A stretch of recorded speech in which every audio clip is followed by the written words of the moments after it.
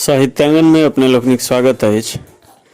आइ हम बिहार बोर्डक 10वीं कक्षाक मैथिली पाठ्यपुस्तकक काव्यखंड सँ एक गोट कविता लऽ कऽ आयल छी। एहि कविताक शीर्षक अछि ह आब भेल वर्षा।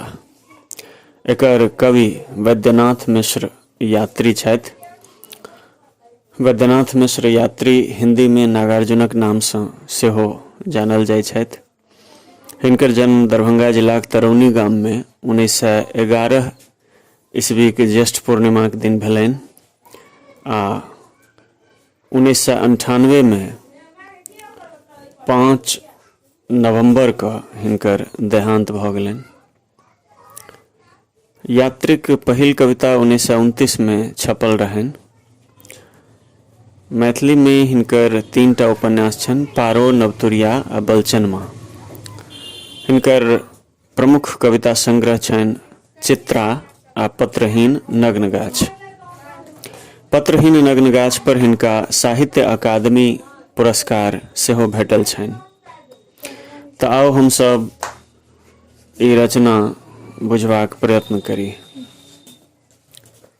कवि कहै छथि, प्रतीक्षा में बीत गेल कईएक पहर, प्रतीक्षा में चुइल गत्र गत्र सँ घाम घैलक घैल, प्रतीक्षा में ठमकल रहले गाछक पात पात, सिहकी नहीं चलले बसातक, प्रतीक्षा में सूर्य रहि गेल झाँपल ने जानि कते काल मेघक औढ़ में, प्रतीक्षा में सुनलक बड्ड गारि अखाड़क ई मास।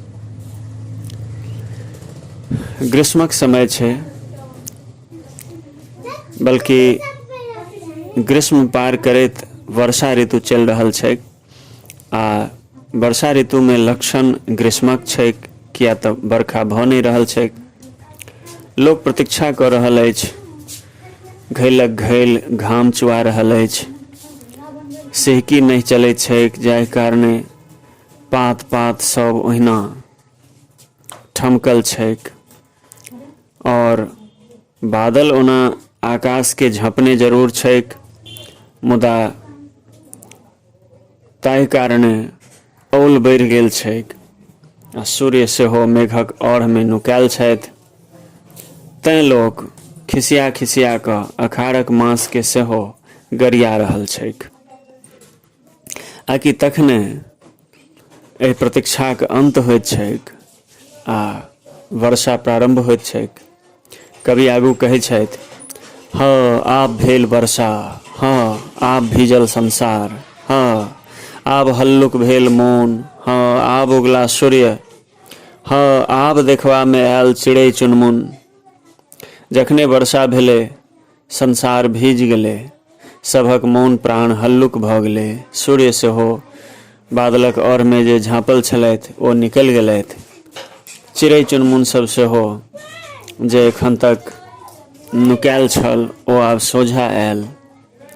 आगू कवि कहै छथि, बीज होयत अंकुर नयनाभिराम, प्रतीक्षाक सुफल भेटतैक ओकरा, बाध बोन होयत हरियर, जुड़ा जैतनि धरतीक मोन प्राण। जे बीज एखन धरि धरती में झाँपल छलैक ओ आब अंकुरित हेतै आ अंकुरित होइते एकटा नयनाभिराम दृश्य, सुंदर दृश्य बनतै। ओ जे प्रतीक्षा कऽ रहल छलैक ओकर प्रतीक्षाक सुफल भेटतै ओकरा, बाध बोन सब हरियर भऽ जेतै, धरतीक मोन प्राण सब जुड़ा जेतनि। ओढ़ि लेत कदम्बक गाछ पियर फुदना वाला झालर, और कदम के गाछ में गोल गोल पियर फूल फुला जेतै, एना बुझना जेतै जेना सौंसे गाछ फुदना वाला झालर लटक गेल होय। ठीक ठाक करत भगता सलहेशक गहबर, दूभि के छील छायल साफ कऽ देतनि आइन। भगत जी सेहो अपन गहबर साफ करता, ओकर परिसर में जे दूभि छै ओकरा छील छायल कऽ ओ पूजा योग्य जगह बनाओत और एहि तरहे भरि जायत पोखरि, भऽ जायत उमरान, पसरते ओहिमे ललका कुमुदनीक पात। बरखा भेलासँ पोखरि सेहो उमरान भऽ जेतै, भीड़क बाहर पानि बहय लगतै कुमुदनीक पात ओहिमे लाल लाल पसरि जेतै। भरि भरि दिन भीजत लोक, भरि भरि दिन धान रोपत लोक, आरि पर बैस कऽ मझनी खायत लोक, आशाक मचकी पर झूलत लोक, कल्पनाक स्वर्ग में बुलत लोक। लोक भरि भरि दिन भीजत, आनंद मनायत, धन रोपनी करत और आरि पर बैस कऽ मध्याह्न भोजन जे दिनुका मुख्य भोजन होइत छै से करत। ई शौक ओकर पूरा हेतै। आशाक मचकी पर झूलत लोक, कल्पनाक स्वर्ग में बुलत लोक। बरखा भेने कृषिक आश्वासन हेतै और तखन लोक आशा में डूबि जायत, कल्पना में बुलय लागत। ओ नीक दिनक कल्पना में लीन भऽ जायत। ओकरा आगू अगहनी समेटबाक और नीक फसिल होयबाक सुअवसर भेटतैक। एही सब चिंतन मनन में लोक लागि जायत। तहि तरह हम देखै छी हौ आब भेल वर्षा कृषक जीवन पर आधारित वर्षा ऋतुक एकटा लोकधर्मी वर्णन छैक और बहुत सुंदर ई कविता छलैक। हमरा उम्मीद अछि जे अपने सब एकरा नीक से बुझि गेल हेबै।